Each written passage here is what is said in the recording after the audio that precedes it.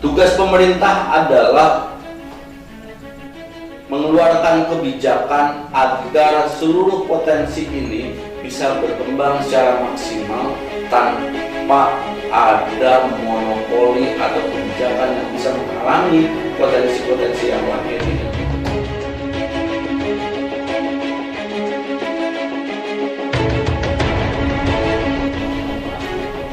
Assalamualaikum warahmatullahi wabarakatuh. Selamat siang, kembali lagi di channel Pojok Alik bersama saya Yayu Nur Hasanah selaku reporter Pojok Alik. Dan hari ini, saat ini saya ditemani oleh salah satu senior aktivis di Purwakarta, yaitu Kang Haji Sona Maulida. Apa kabar? Alhamdulillah baik. Gimana nih, sibuk apa selama new normal di Purwakarta? Sebenarnya kita berusaha untuk membangun gerakan gotong royong. Kita menyalurkan beberapa APD, beberapa kebutuhan untuk tenaga medis dan kebutuhan untuk masyarakat, terutama di bidang sembako kemarin itu. Ini tergabung di beberapa elemen, dari mulai elemen Nahdlatul Ulama sama Bandung-Bandungnya dan elemen-elemen yang lain. Mudah-mudahan ini tidak berhenti sampai di sini saja, dan rencananya kita memang akan terus melanjutkan gerakan ini. Iya. Dan seperti kita tahu ya Kang ya, bulan Juli ini sudah memasuki bulan kelima ya kalau tidak salah dari penyebaran virus corona sampai sekarang. Kan kemarin tuh kita 4 bulan ke belakang mengadakan atau melakukan PSBB, terus social distancing, dan itu secara tidak langsung berpengaruh terhadap perkembangan entah itu di sektor ekonomi, politik, pendidikan, dan lain-lain. Nah, ternyata itu juga tergantung pada bagaimana sebenarnya pola penerapan di masing-masing tiap daerah, entah itu dari kebijakan pusat atau kebijakan-kebijakan tiap daerah. Nah, sekarang kan di Purwakarta alhamdulillahnya sudah memasuki zona biru. Nah, yang mana orang-orang yang sudah terkena positif COVID itu sudah berkurang gitu. Hanya misalkan PDP dan ODP.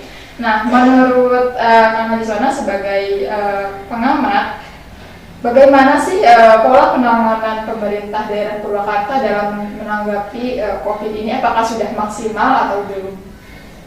Saya pikir bahwa penanganan pandemi COVID-19 ini memang harus komprehensif.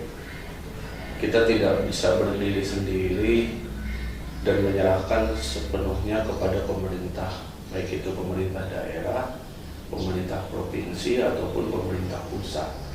Tapi ini harus melibatkan seluruh stakeholder masyarakat yang ada agar penanganan pandemi ini bisa secepatnya terselesaikan. Kemarin ketika ada kebijakan pemerintah pusat untuk mengeluarkan kebijakan terkait dengan adanya gugus tugas penanganan COVID yang itu merembet sampai ke pemerintahan tingkat desa, bahkan dengan jabdes yang sudah sangat terukur, termanage dengan baik, tapi belum memberikan hasil yang maksimal karena persoalan ada beberapa titik koordinasi yang memang masih lemah di kita, terutama terkait dengan yang pertama database yang berkaitan dengan siapa, kenapa, dan bagaimana cara penanganan masyarakat yang terdampak pandemi ini. Yang kedua adalah bagaimana cara kita men-trace atau mencari dan mengikuti siapa saja yang sudah berhubungan atau yang kita kenal dengan PDP dan ODP, ataupun yang sudah memang positif terkena oleh COVID-19 ini. Dua kelemahan yang cukup signifikan ini menjadikan penanganan yang seharusnya bisa diselesaikan dalam kurun waktu tertentu itu menjadi delay. karena persoalan kita memang belum bisa memutuskan tindakan apa dalam waktu cepat karena kekurangan dua alat tadi. Yang pertama data, yang kedua tracing, sistem tracing. Nah, pemerintah daerah sesuai dengan beberapa aturan yang dikeluarkan dalam menghadapi pandemi ini itu mengalami kegamangan dalam memutuskan beberapa hal. Yang pertama terkait dengan kebijakan adanya PSBB, pembatasan sosial berskala besar, bahwa pembatasan sosial berskala besar ini substansinya adalah melakukan pencegahan interaksi antar manusia, antar komunitas, agar bisa melokalisir virus ini pada satu titik yang sudah teridentifikasi. Tetapi kenyataannya PSBB ini tidak dibarengi dengan fasilitasi pemerintah terhadap masyarakat terkait dengan kebutuhan dasar masyarakat. Yang pertama misalkan terkait dengan kebutuhan pangan. Walaupun memang di situ ada bantuan langsung tunai dan bantuan yang berupa sembako, tapi ternyata karena database tadi yang di awal saya bilang itu sudah tidak mencukupi untuk bisa mengcover sebenarnya sesungguhnya data realnya berapa, akhirnya sedikit acak-acakan dan sedikit terjadi kekisruhan. Bahkan ada kecenderungan beberapa daerah mengalami salah sasaran. Yang kedua, terkait dengan fasilitas kesehatan. Seharusnya PSBB ini ditindaklanjuti dengan melakukan pengetesan secara masif. Saya membayangkan bahwa ketika PSBB digulirkan oleh pemerintah daerah, maka beberapa daerah yang sudah masuk pada zonasi merah atau kuning itu dilakukan tes secara masif, baik tes PCR, tes web, dan lain sebagainya. Tapi karena keterbatasan anggaran dan keterbatasan alat serta fasilitas, akhirnya pemerintah tidak bisa melakukan itu. Padahal dengan anggaran yang digelontorkan cukup besar, saya pikir pemerintah bisa melaksanakan itu, memanfaatkan potensi fasilitas kesehatan yang ada. Tapi itu belum terlaksana. Lalu yang kedua, pada persoalan bahwa kebijakan gugus tugas untuk melakukan monitoring perkembangan virus COVID-19 di Purwakarta ini, saya pikir itu hanya menunggu laporan-laporan yang masuk dari fasilitas kesehatan yang ada di bawah, misalkan rumah sakit, puskesmas, atau laporan-laporan orang perorangan, tidak berjalan secara reaktif untuk menyebar dan melakukan penelitian-penelitian di wilayah-wilayah yang notabene sudah terindikasi sebagai wilayah merah pandemi di Purwakarta. Nah, yang terakhirnya adalah gugus tugas ini tidak membuat sosialisasi dan kebijakan yang bisa membuat masyarakat merasa aman dan nyaman berada dalam lingkungannya, lalu melakukan protokol kesehatan sesuai dengan apa yang sudah dikeluarkan oleh pihak-pihak yang berwenang, Departemen Kesehatan misalkan dan lain sebagainya. Akhirnya masih banyak masyarakat yang belum tahu substansi protokol kesehatan itu, walaupun misalkan sudah banyak media yang menganjurkan dan mewartakannya, tetapi harusnya gugus tugas proaktif dan reaktif, bahkan langsung turun ke lapangan untuk mensosialisasikan ini secara masif di tingkat grassroots.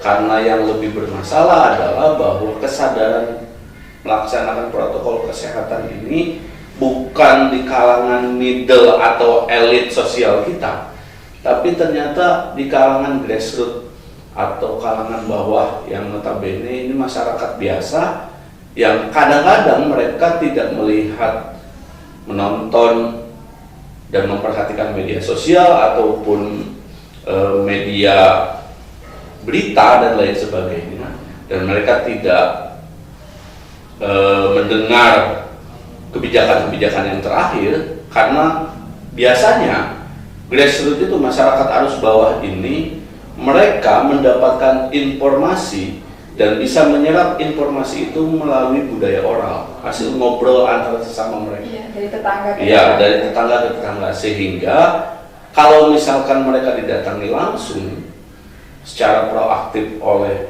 gugus tugas, informasi itu yang bisa sampai langsung ke mereka dan mereka pakai sebagai bahan untuk melaksanakan protokol kesehatan. Ya, berarti sosialisasi tentang protokol kesehatan ini penting sekali ya, apalagi melihat warga masyarakat Purwakarta yang memang bukan daerah kota ya, di pedesaan seperti itu masih banyak yang abai terhadap pentingnya protokol kesehatan. Hal yang terkecil misalkan memakai masker, cuci tangan dan lain-lain. Nah, lalu selain tadi pola penanganan pemerintah, otomatis akan ada adaptasi perubahan perilaku masyarakat secara sedikit demi sedikit. Yang asalnya kita keluar tidak memakai masker atau secara bebas, namun sekarang harus ada perubahan yang nggak biasanya dilakukan oleh masyarakat. Pasar yang seharusnya ramai tiba-tiba menjadi membludak karena masyarakat juga harus menyiapkan pasokan makanan secara berminggu-minggu gitu. Nah, itu juga mungkin akan mengakibatkan shock kultur gitu, karena masyarakat juga ini yang menjualan bakso aja kan harus pakai masker gitu, yang seperti itu. Nah, ditambah dampak-dampak terhadap perekonomian yang kebanyakan masyarakat Purwakarta itu profesinya adalah berdagang.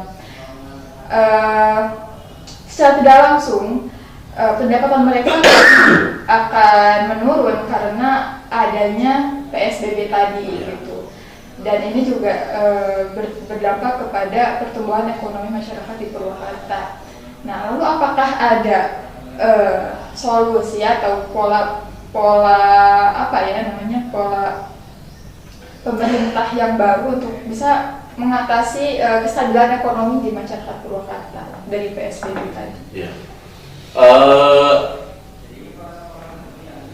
Kita meyakini bahwa pembatasan sosial berskala besar dan pandemi ini itu sangat mempengaruhi sistem kehidupan masyarakat secara global, ya, termasuk di Indonesia, termasuk di Purwakarta.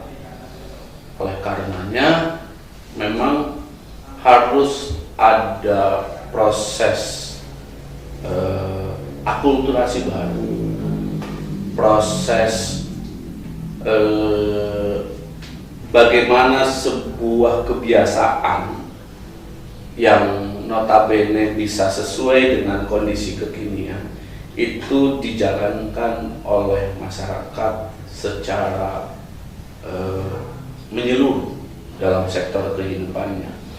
Misalkan hari ini protokol kesehatan yang sudah dicanangkan atau ditentukan oleh pihak berwenang di bidang kesehatan terkait dengan pencegahan COVID-19 ini, itu memang harus menjadi satu kebiasaan baru yang itu harus menjadi budaya di masyarakat kita, dari mulai masyarakat elit sampai dengan masyarakat arus bawah. Nah, persoalan kita yang seringkali terlambat mengatasi perubahan zaman, mengatasi perubahan kebiasaan, mengatasi perkembangan teknologi dan lain sebagainya, atau yang kita kenal dengan shock culture itu memang sering terjadi di masyarakat.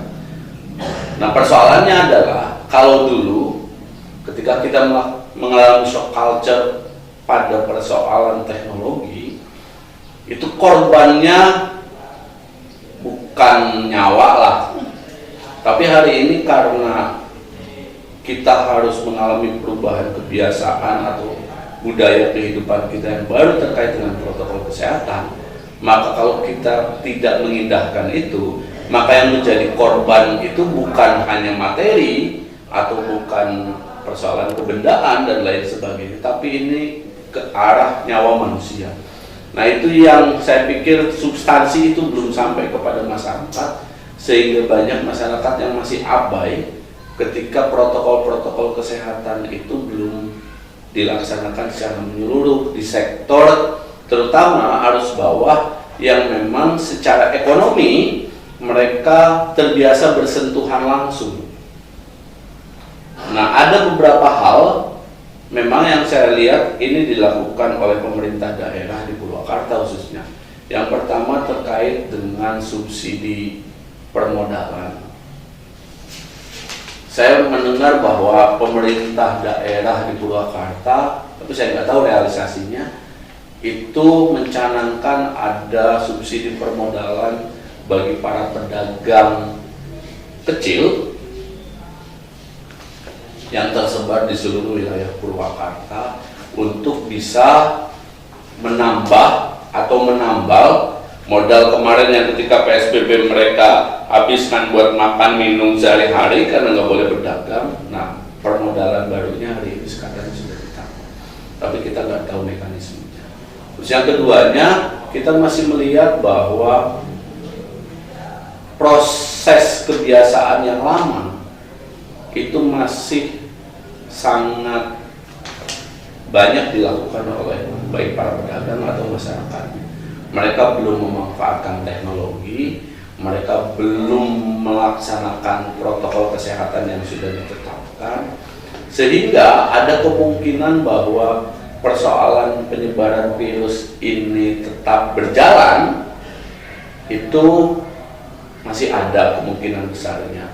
Dan yang kita ngerikan OTG itu orang tanpa gejala ketika dia tidak merasa sakit dan lain sebagainya, tapi dia bisa menularkan pada orang. Nah, ini yang berbahaya dan memang harus disampaikan kepada masyarakat secara real terkait dengan resiko-resiko itu, agar masyarakat memahami betul sesungguhnya persoalan pandemi ini bukan persoalan hal yang kita bisa abaikan sedemikian rupa sehingga kita tidak melakukan persiapan atau perubahan untuk menjaga diri kita sendiri.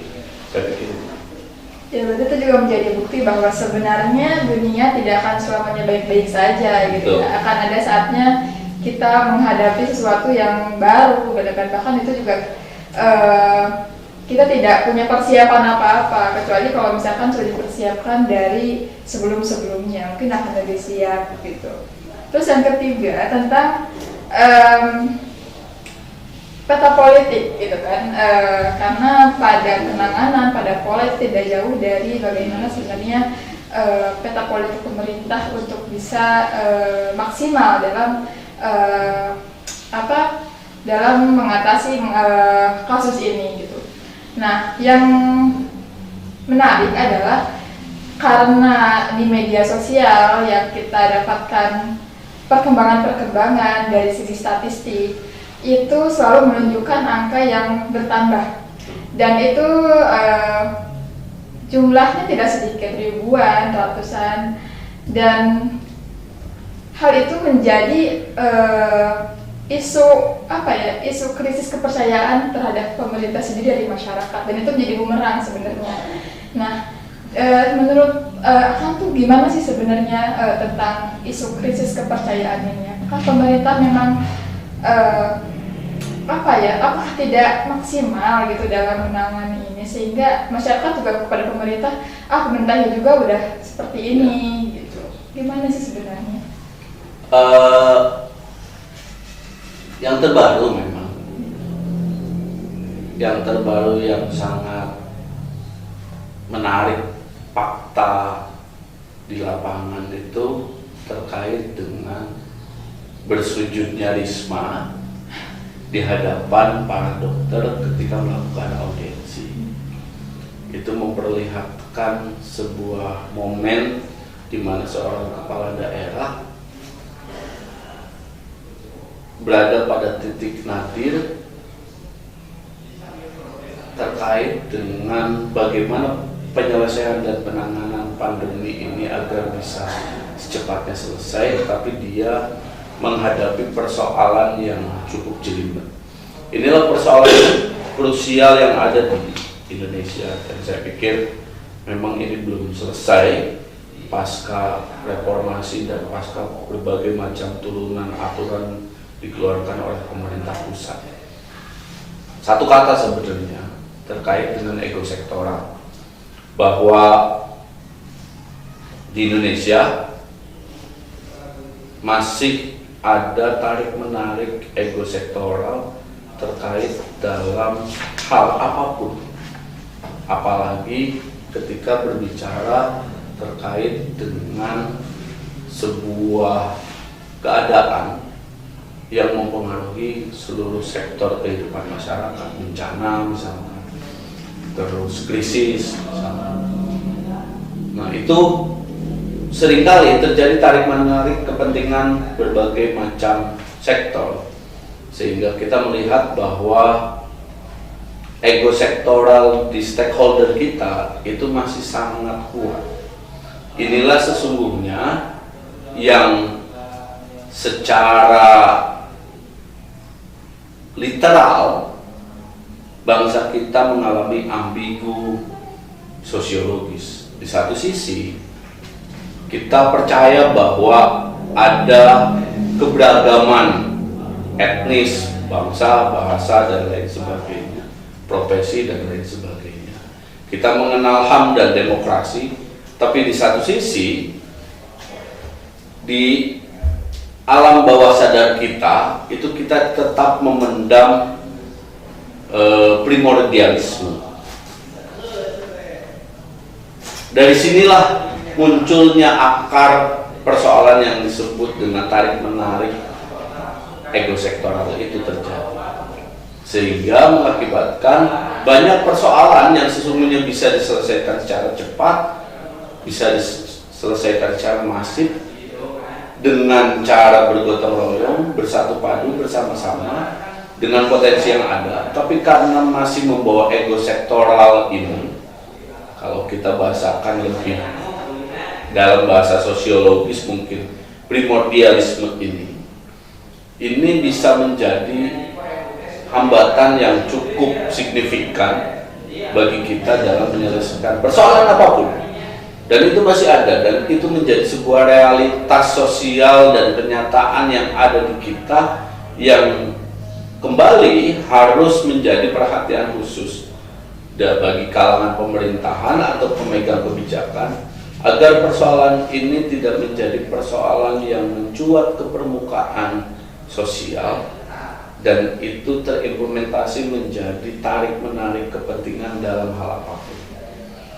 Nah, itulah yang menjadi fenomena kita beberapa bulan ke belakang, sehingga kemarin beberapa hari yang lalu, walaupun rapat kabinetnya katanya tanggal 18, tapi dirilisnya beberapa hari yang lalu terkait dengan statement Presiden Jokowi yang memperlihatkan kegusaran dan kegeramannya kepada jajaran pemerintahan hari ini, bahwa ketika kita menghadapi sesuatu yang luar biasa, tapi upaya yang kita lakukan adalah upaya-upaya biasa saja, maka itu tidak bisa menghasilkan output sesuatu yang bisa mengatasi hal yang luar biasa.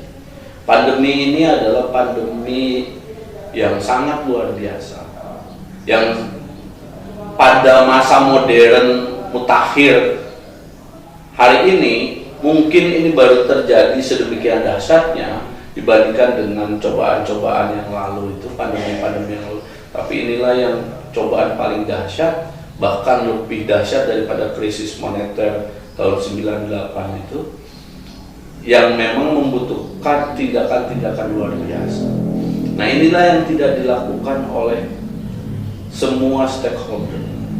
Saya nggak ngerti apakah karena ketidakpahaman atau pemahaman yang kurang dalam membaca situasi hari ini, atau memang willnya, atau memang dasar kebijakannya memang kita belum punya, atau memang kita tidak mengetahui apa yang harus kita lakukan.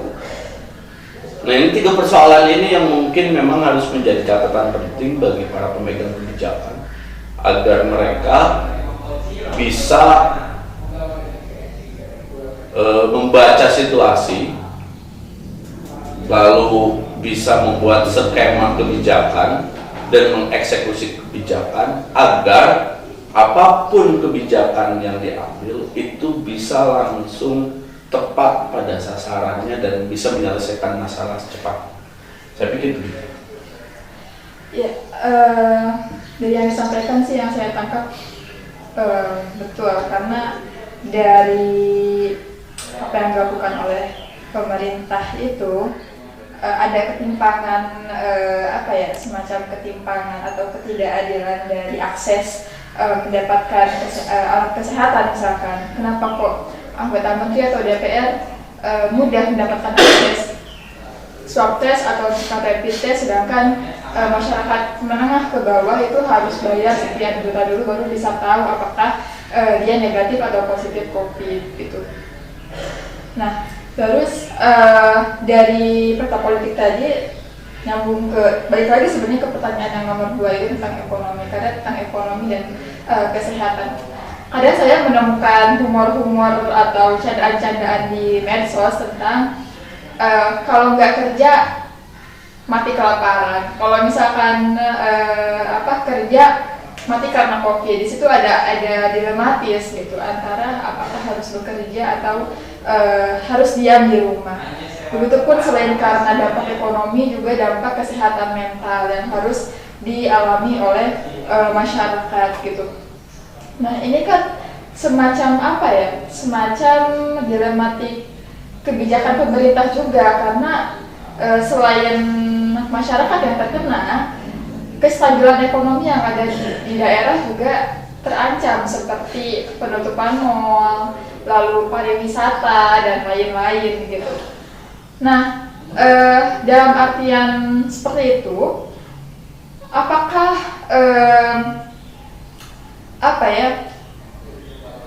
apakah ada sebuah dilema etik dari kebijakan itu, apakah ada gitu? Terus solusi yang tepat bagi mereka itu sebenarnya seperti apa? Ya. Jadi gini. Dalam sektor yang lebih luas. Ya.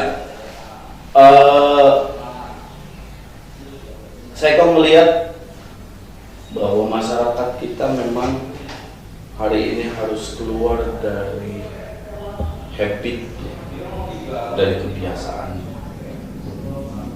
habit rutinitas yang sudah bertahun-tahun ada, memang ini harus segera disegarkan.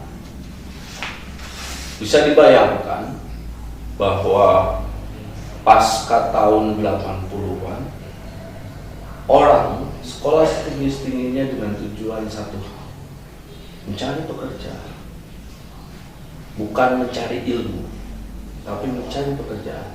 Dia bersekolah dengan tujuan agar bisa mendapatkan pekerjaan yang layak. Dia bisa mendapatkan gelar dan bisa mendapatkan pekerjaan. Itulah fenomena kita. Berbeda dengan 80-an ke bawah, bahwa orang berbondong-bondong bersekolah karena memang untuk mencari ilmu. Persoalan pekerjaan itu jadi persoalan yang berapa. Yang keduanya, habit bahwa kebiasaan di kita, mayoritas di kita adalah merasa bahwa apa yang sudah kita lakukan itu harus secepatnya dibayar. Jadi kebiasaan menjadi karyawan, kebiasaan menjadi buruh yang setelah bekerja harus mendapatkan upah dan lain sebagainya, itu memang harus berubah. Dan pandemi ini memberikan sebuah kenyataan baru bagi manusia sesungguhnya agar bisa merubah dirinya, paradigmanya, cara pandangnya, bahwa kebiasaan-kebiasaan yang selama ini kita lakukan itu sudah tidak lagi bisa menunjang kehidupan kita. Nah, pemerintah, saya melihat bahwa pemerintah sesungguhnya berusaha untuk mengadaptasi keadaan ini dengan berbagai macam treatment. Tapi beberapa hal yang menjadi fundament sosial kita itu belum bisa menerima treatment itu secara komprehensif, karena ada gap pemahaman bacaan pemerintah dengan kondisi realitas masyarakat, sehingga kebijakan yang dikeluarkan itu tidak langsung bisa menjadi solusi bagi masyarakat untuk bisa memperbaiki daya dan taraf hidupnya. Karena masyarakat kita itu masyarakat yang cukup lamban dalam menerima perubahan. Padahal kita mengenal ada adagium yang sangat baik yang ada di kalangan Nahdlatul Ulama, yaitu adagium al-muhafadatu ala qadimi sholih wal akhdhu bidinil Islam. Jadi kita mempertahankan kebiasaan yang lama yang baik dan mencari kebiasaan baru yang lebih baik. Nah, kemampuan kita hari ini harus kita maksimalkan, potensi kita yang ada di kita hari ini harus kita maksimalkan untuk bisa mengatasi kondisi kekinian kita. Misalkan seorang pedagang bakso yang notabene hari ini harus memakai protokol kesehatan dan lain sebagainya, lalu omsetnya menurun, maka dia harus bisa melakukan inovasi baru. Bagaimana cara dia berjualan bakso agar bisa omsetnya tetap sama sebelum kondisi pandemi ini. Nah, itulah yang memang harus kita dorong di tingkat masyarakat. Kalau misalkan masyarakat posisinya selalu menunggu dan pemerintah selalu ingin menyuapi masyarakat, saya pikir masyarakat kita tidak akan pernah bisa maju secara sosial, secara paradigmatik. Saya pikir harus sudah mulai saatnya kita mulai mengajak masyarakat untuk berpikir dan berparadigma inovatif dalam menghadapi kondisi sosiologis, ekonomi, politik, teknologi kekinian. Agar apa? Bahwa inovasi itu lahir dari diri masyarakat masing-masing, bukan atas dasar dorongan dari pemerintah, bukan atas dasar dorongan dari kapital, tapi lahir dari diri masyarakat masing-masing berdasarkan potensi masing-masing masyarakat itu sendiri. Pedagang bakso misalkan dia memaksimalkan potensinya, lalu dia mengeluarkan inovasi baru agar marketnya, omsetnya sama dengan ketika sebelum ini ada. Terus misalkan buruh yang biasanya bekerja 7 kali 20 jam seminggu, karena ada PSBB, terus karena ada pandemi ini, akhirnya dia bekerja hanya 5 jam kali 7, berarti ada sisa waktu 15 jam atau 10 jam itu, maka dia harus gunakan untuk apa? Untuk agar kondisi perekonomiannya itu tetap sama dengan ketika dia kerja biasa. Nah, itu yang harus lahir dari diri masing-masing ini untuk membangun kreativitas dan inovasi bagi diri mereka. Tugas pemerintah adalah mengeluarkan kebijakan agar seluruh potensi ini bisa berkembang secara maksimal tanpa ada monopoli atau kebijakan yang bisa menghalangi potensi-potensi yang lahir ini untuk berkembang. Saya pikir begitu. Berarti pada intinya adalah harus ada semacam kerjasama antara masyarakat dan pemerintah agar misi-misi yang dilakukan pemerintah untuk menanggulangi COVID ini bisa cepat selesai atau bisa cepat lebih baik begitu ya.